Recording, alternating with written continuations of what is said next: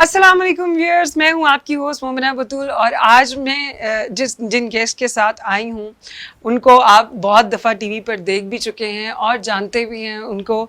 आज हमारे साथ मौजूद हैं मुस्लिम लीग नून के senior vice president Ali Akbar गुजर एडवोकेट हैं और आइए इनसे बात करते हैं और जानते हैं इनकी लाइफ के बारे में। अस्सलाम वालेकुम सर। जी वालेकुम अस्सलाम जी। कैसे हैं सर? अल्लाह का शुक्र जी, ठीक ठाक। आप खैरियत से? मैं ठीक ठाक। अब मुझे आप ये बताइए कि अभी जो इमरान खान ने तब्दीली लेकर आए हैं तो जी। आपको कितनी तब्दीली नजर आई है इमरान खान के आने के बाद? तब्दीली तो बिल्कुल ही, कहते हैं ना ज़मीन जैसे ज़मीन और आसमान का फ़र्क है, इसी तरह से ही 25 जुलाई 2018 और 2013 का जो इलेक्शन हुआ था 13 से 18 तक और 25 जुलाई 18 से अभी तक का जो अभी 2020 हो गए, तो इतना फ़र्क है जैसे ज़मीन और आसमान का फ़र्क होता है। उसमें ये अभी पूरी कौम जो है, पाकिस्तानी कौम, वो लोग भी जो समझते थे कि ये तब्दीली, जिनको एक बड़ा क्रेज़ था, एक शौक़ था, लाज़मी बात है कि लोगों की अपनी बात, अपनी सोच है कि उनको अच्छा लगता है कि कोई लीडर के जी ये हो सकता है हमारी ये प्रॉब्लम को, मामलात को ठीक करेगा। लेकिन वो हर दफ़ा सिर्फ सोचते ही रह जाते हैं। लेकिन वो नहीं, हर दफ़ा नहीं सोचे रहते। देखिए आप तारीख को, ज़रा हिस्ट्री को, पाकिस्तान की को अगर आप देखेंगे तो फिर पता चलेगा बेसिकली, क्योंकि हम एक जज्बाती कौम है। कभी भी किसी दुनिया में कोई किसी, जैसे ईरान का मामलात हुए सद्दाम के दौर में, तो हम कितने जज्बाती हो जाते हैं। अफ़गानिस्तान वार में भी हम लोग कितने जज्बाती थे, जब हम सारे यहाँ से हमारे यंग जो थे ट्रेनिंग लेकर वहाँ जहाद लड़ने जाते रहे हैं। तो ये भी इसी तरह का ये लगता है कि बच्चों को, जो यंग जो थे हमारे, उनको भी एक जुनून था, शौक था कि यानी कि हमारी पाकिस्तानी अवाम जो है अच्छा, वो फिर बहुत वो चीज़ों को समझते नहीं है।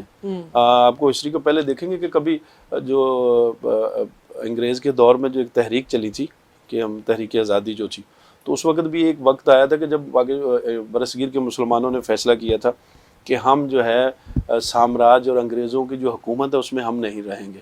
तो यहाँ से बहुत सारे उलमा इकराम, बड़े बड़े लीडर जो थे, उन्होंने मिलकर जो अफ़गानिस्तान चले गए। यहाँ से जब अफ़गानिस्तान गए तो वहाँ पे जब उनका जो वेलकम जो हुआ, जो उनको वहाँ पे तजलील की गई, वहाँ पे तो जो उनके जज्बात थे, तो उनको पता चला कि उनकी अपने आप का पता चल गया। फिर बड़े मायूस हुए लोग, फिर वापस अपने मुल्क को छोड़कर आना पड़ा वापसी उधर। तो ये अभी भी उसी तरह के ही रुझानात थे, लेकिन उसका रिजल्ट जब मिल जाता तो फिर पता चले। बेसिकली ये हमारी कौम की, मतलब हमारी सबकी प्रॉब्लम ये है कि हम चीज़ों को ग्राउंड रियलिटी पे देखते नहीं हैं कि कौन ठीक है, किसने बेहतर किया है, किसको देखा। मैं थोड़ी सी उसकी आपको वजाहत कर दूँ। मैं कराची की, सिंध की बात करता हूँ कि हम 40 साल से, हम शुरू से बचपन से यहाँ ही कराची में सब कुछ देखा है, जो कुछ भी है। हम आज कराची की निस्बत से ये हमारा शहर है ये, तो यहाँ 85-86 से पहले का दौर अगर आप देखेंगे, क्योंकि हमारी जो ज़्यादातर यंग जनरेशन जो 30 साल के तकरीबन करीब है, जो हमारे यंग हैं अभी, जो अब पुराने हो चुके हैं, अभी 30 साल जिन बच्चों की उम्र है, उनसे पहले का दौर देखेंगे 85-86 के तकरीबन।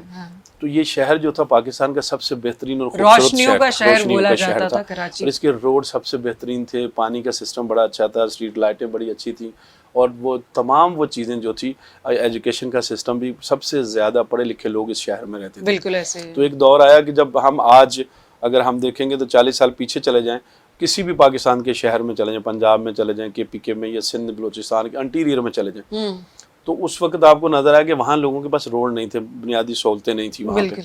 और यहाँ पे हर वो सहूलत थी जो इंटरनेशनल सिटीज़ के अंदर होती हैं, जैसे दुबई में चले जाए, मस्कत, शारजा, या कोई बंदा इंग्लैंड, अमेरिका वगैरह, पेरिस में भी चला जाए, तो यहाँ से इस लेवल पे काम होता था। और लेबर की भी ये पोजीशन थी यहाँ पे कि उस वक्त अगर किसी की पर डे जो थी, उसकी दिहाड़ी जो मिलती थी, कराची में थी वो 300-400 रुपये थी, 300-400 रुपये थी। वहाँ पे 150-200 रुपये थी। पंजाब, लाहौर में या रावलपिंडी या हाँ जी, बिल्कुल ऐसे। अच्छा, एक टेक्निकल जो लोग थे, जो काम टेक्निकल काम करते थे, उनका अगर पर डे उनका दिया जाता तो वो 500-700-800 रुपये थी, तो वहाँ 400-300-400 रुपये थी। आज बराबर हो चुकी है यहाँ पे। मैं अभी उस पर तज्जिया, कभी कभी दोस्तों से बात करते हैं ना, कि कराची में भी अगर वो मजदूर काम करे तो 1000 रुपये पर डे लेता है। वहाँ लाहौर में भी पर डे 1000 रुपये है, मुल्तान, फैसलाबाद, गुजरांवाला में भी वही है। तो यहाँ पे अगर वो टेक्निकल लोग, जो जिसको मिस्त्री वगैरह काम करने वाले लोग हैं, यहाँ 1500 रुपया लेते हैं, तो वहाँ भी 1500-1600 रुपये ले रहे हैं। तो इसका मतलब हमें उस गांव से 40 साल पहले जो था उसके बराबर हम यहाँ पे आ चुके हैं। यानी कि आपको लगता है कि कराची शहर वहीं का वहीं खड़ा हुआ? नहीं, वहीं का वहीं नहीं रहा, उससे बहुत पीछे चला गया। वही पीछे मतलब चला गया। 40 साल पहले लोग वहाँ, बाकी शहर आगे चले गए, कराची जो है हम पीछे रह गए। उसकी वजह ये हुई कि अब लोगों ने उसको समझा नहीं है। अच्छा, उसकी बात यह कि वहाँ पंजाब में मुस्लिम लीग नून की क़यादत थी, शहबाज साहब थे और मियाँ साहब की उनको सरपरस्ती थी, उनके बड़े भाई थे। वहाँ पे आप अगर देखेंगे तो लाहौर को कभी साल पहले मियाँ बरादरान के आने से पहले, मियाँ साहब के आने से पहले, तो लाहौर की पहचान कुछ और थी। बिल्कुल ऐसे है, उसको पहचान ये थी, ये बात मानने अब मैं ऑन द रिकॉर्ड बता दूं, क्योंकि मैं लोग बलूचिस्तान से, सिंध से, KPK से या पूरे पाकिस्तान से जो लोग लाहौर में आते थे, स्पेशली एक तो उधर अल्लाह के वली का दरबार, दाता दरबार पे लोग आते थे जो मजहबी लोग थे। बाकी लोग सारे के सारे उसको क्या कहते थे कि वहाँ पे एक जगह है जिसको हीरा मंडी कहते हैं ना, कभी डायमंड मार्केट, तो उसकी बड़ी बातें होती थी कि ये वो है फलां। लोगों के पास शायद कोई इस तरह की बात थी तो लोग जाते थे। जब मियाँ साहब वापस आए तो वहाँ पे एक तरक्की का दौर शुरू हुआ है। सही। लाहौर शहर को अगर पेरिस के साथ अब कंपेयर करेंगे, आप देखिए, मैं तो कभी कभी जाता हूँ तो मुझे बड़ा अफसोस होता है, वो रिंग रोड जो वहाँ से शुरू होता है, वहाँ एयरपोर्ट के पास है, तो उसमें अगर आप खड़े होकर देखें तो मैं चैलेंज से ये बात कहता हूँ कि पंजाब वालों के लिए कि वो एक रिंग रोड के मुकाबले का पूरे पाकिस्तान में, सिंध में देख लें, बलूचिस्तान में, KPK में एक रिंग रोड के लेवल का कोई एक काम नहीं हुआ है। बिल्कुल, इस लेकिन वहाँ पे नीट एंड क्लीन, साफ सुथरा, इतना अच्छा माहौल मिलता है कि हमें दिल चाहता है कि या अल्लाह, कि हमने शहबाज साहब से पिछली दफ़ा रिक्वेस्ट की थी, क्योंकि हमारा शहर है, हमें सब कुछ, हमारी पहचान, हमारा सब कुछ ही कराची से है। सही। तो हमने सबने मिलकर शहबाज साहब से कहा कि मेहरबानी करें आप कराची से इलेक्शन लड़े, तो हमें ज़रूरत है, डिजर्व करता है ये कराची शहर जो है, यहाँ पे काम होना चाहिए, वो जो वहाँ है उससे बेहतर काम होना चाहिए। तो फिर उन्होंने हमसे वादा किया कि चलो भाई, सब लोग मिलके कहते तो मैं कराची से इलेक्शन लड़ता हूँ, तो वो जीत गए थे वहाँ से, कराची से भी। फिर आपको पता ही है, तो वो जो 2 नंबरी हुई है पूरे पाकिस्तान में, उस हिसाब से वो आपको भी लगता है, अभी तक लगता है कि धांधली हुई थी? धांधली नहीं, वो तो लगता नहीं है, वो तो हम तो प्रैक्टिकली हम तो इलेक्शन लड़ते आ रहे हैं सारे, हम सारी जिंदगी इलेक्शन। यानी कि आपको यकीन है इस बात का कि धांधली हुई? नहीं, यकीन नहीं है, ये तो है तयशुदा है ना। यहाँ कराची के लोग थे जिन्होंने की, उनको 4 सीटें 5 कौमी असम्बली की दे दी, 14 सीटें PTI को दे दी, 2 किसी और को दे दी, 21 सीटों में से। तो इतना भी अंधेर नहीं है यहाँ पे लगा कि कराची के लोग इतने गए गुजरे नहीं, लेकिन देने वालों ने दे दी, कोई बात नहीं। लेकिन अब ये हुआ कि कराची में, मैं कह रहा हूँ कि 2013 के बाद जो इलेक्शन हुआ था, मियाँ साहब जब आए, तो फिर कराची के लिए 3, 4, 5 बड़े मेगा प्रोजेक्ट हमने दिए मुस्लिम लीग नून ने।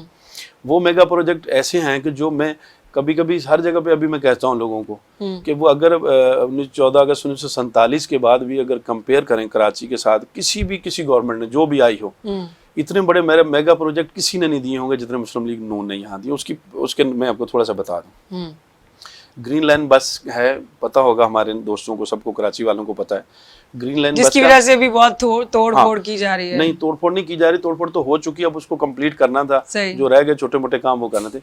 28 किलोमीटर लंबा प्रोजेक्ट है, यहाँ सरजानी से लेके कायदे आज़म के मज़ार से, वहाँ से जाता है टावर से डाकियाड़ तक। लेकिन अभी भी बहुत सारे एरियाज हैं जो बहुत हाँ, मैं बता दूं, वो इस वजह से हो गया कि 1 साल पहले तो मियाँ साहब को डिस्टर्ब कर दिया गया, 18 से पहले 17 को, फिर साल के बाद और 2 साल तो गड़बड़ में रहे। लेकिन इतना बड़ा प्रोजेक्ट है कराची शहर में, तारीख में आपको 72 सालों में, 73 सालों में इतना बड़ा प्रोजेक्ट कराची में कोई नहीं लगा होगा। कोई बंदा इस पे चेक कर ले, कराची वाला कोई भी। अच्छा, दूसरी बात ये थी कि अब पीपल्स पार्टी भी 5 दफा वफाकी हुकूमत रही है, और सिंध पे तो उनकी हमेशा से हुकूमत रही है। 1-2 दफा बीच में परवेज मुशर्रफ के दौर में गई और एक ज़िया साहब के दौर में, बाकी तकरीबन पीपल्स पार्टी भी 40-50 सालों से यहाँ। MQM भी को 30 ईयर से यहाँ पे उनका भी पूरा कब्जा रहा है। सही। उनसे कहा कि ये मोटरवे का था कराची हैदराबाद, अल्हम्दुलिल्लाह ये भी बड़ा प्रोजेक्ट था, कराची हैदराबाद, ये भी अरबों रुपए का था, वो भी मुस्लिम लीग नून ने कराची को हमने दिया। अच्छा। फिर वो लियारी एक्सप्रेस वे, एक बड़ा अहम रोड है जो कराची पोर्ट ट्रस्ट से शुरू होता है, बिल्कुल, जो भी बहुत डेवलप हो गया हुआ है, सुपर हाईवे पे जाता है कि लोग वहां से निकलें और बाहर चलें, जिस तरह रिंग रोड है, रिंग रोड का छोटा सा एक फेज समझा जाए उसको। तो वो 18 साल से बंद हुआ था। हमने अल्हम्दुलिल्लाह वफाकी हुकूमत ने, मियाँ साहब ने उनको हमें अरबों रुपए का वहाँ पे देकर हमें फंड दिए और फिर दोनों तरफ से कंप्लीट करके दिए। ये कराची शहर के लिए था। अच्छा, पानी की बड़ी प्रॉब्लम रही है हमें सबको, पानी की अभी तक ये बिजली की बहुत प्रॉब्लम है। मैं उसकी बताता हूँ। पानी के लिए फिर बड़ा मंसूबा था, कराची की तारीख का सबसे बड़ा मंसूबा था, K4 पानी का है। कराची वालों को पता है, उसकी बात होती रहती मीडिया पे ना।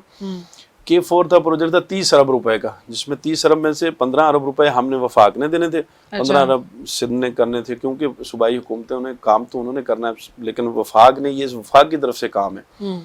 अच्छा, फिर उसके साथ पावर प्रोजेक्ट जो थे हमारे, 3 पावर प्रोजेक्ट यहाँ कराची में लगाए, बड़े पावर प्रोजेक्ट। 1320 मेगावाट का बिन कासम पे लगा है, 1320 मेगावाट जो चल रहा है अभी भी, और 2 पावर प्रोजेक्ट बड़े 1200 मेगावाट के, कैनप 2 और कैनप 3 है। पहले कैनप 1 था, कुछ थोड़ा सा 200-250 मेगावाट का था, लेकिन अभी 1200 के मेगावाट के बड़े पावर प्रोजेक्ट रांची में लगाए। तो ये तो हमने तो, आपको भी ये भी पता होगा आपको, क्योंकि हम सब ग्राउंड पे तो रहने वाले लोग हैं ना, घर तो हमारे भी हैं, माएं बहनें हमारे भी हैं। में ये हो गया या नहीं सुनते, ये कि हमें फेस तो हम भी करते ना हालात को, बिजली नहीं, पानी नहीं है, और कौम ज्यादा फेस करती है। मैं आपको बताऊं, हम एज ए कौम बात कर रहे हैं, हर दौर में जो है सिर्फ कौम ही है जो इन चीजों को बर्दाश्त करती है। वो बर्दाश्त करती है। अच्छा, वो बिजली की जो प्रॉब्लम थी आपको पता होगा, लाहौर में, हमारा पंजाब, सब जगह जाना आना होता कि 13 से पहले 18 घंटे बिजली बंद होती थी, 12-14 घंटे तो इधर यहाँ कराची में, हम अपने इलाके में वो अभी भी हो रही है। हाँ, नहीं देखिए, 13 के बाद जब 12-11 हजार मेगावाट बिजली के प्रोजेक्ट लगाए थे हमने, बिजली की लोड शेडिंग खत्म कर दी थी लाहौर में 18 से पहले। अच्छा। लाहौर में नहीं, पूरे पाकिस्तान में कर। अच्छा। ये तो रिकॉर्ड की बात है कि हम किसी को बता नहीं सकते।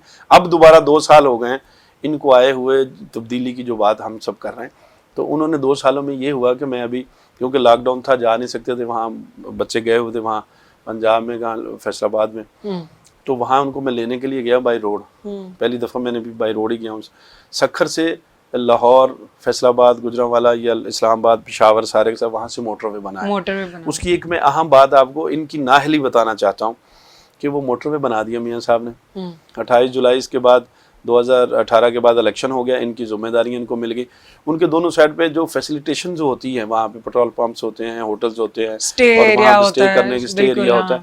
आज तक 2 सालों में ये वो कोई एक चीज़ नहीं बना। रोड के ऊपर बिस्किट वगैरह, पानी की बोतल वगैरह रख के लोग बैठे हुए, पेट्रोल नहीं है। पूरे मोटरवे पर वहाँ पे आपको पेट्रोल पंप नहीं मिलेगा।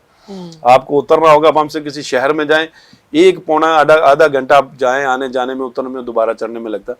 ये नाअहली की हद है। मैं आपको बता रहा हूँ कि जो लोग साथ बनी बनाई चीज़ अपने बने बनाए घर को ना चला सके, चीज़ों को ना चला सके, तो वो कैसे होगा। लेकिन आप ये देखिए 2 सालों में ये तब्दीली तो आई है। हाँ, ये तब्दीली आई कि जो चीज़ें थी आज तक एक ईंट कहीं नहीं लगा सके, जो चल रहा था वो भी सिस्टम इन्होंने बड़ा कर दिया।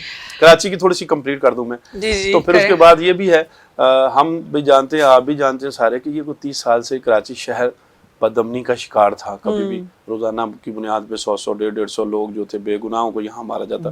खौफ हरास पैदा करने के लिए 20-25 की तो ऐसी एवरेज थी कि बेगुनाह बेचारे रोजाना की बुनियाद पे था।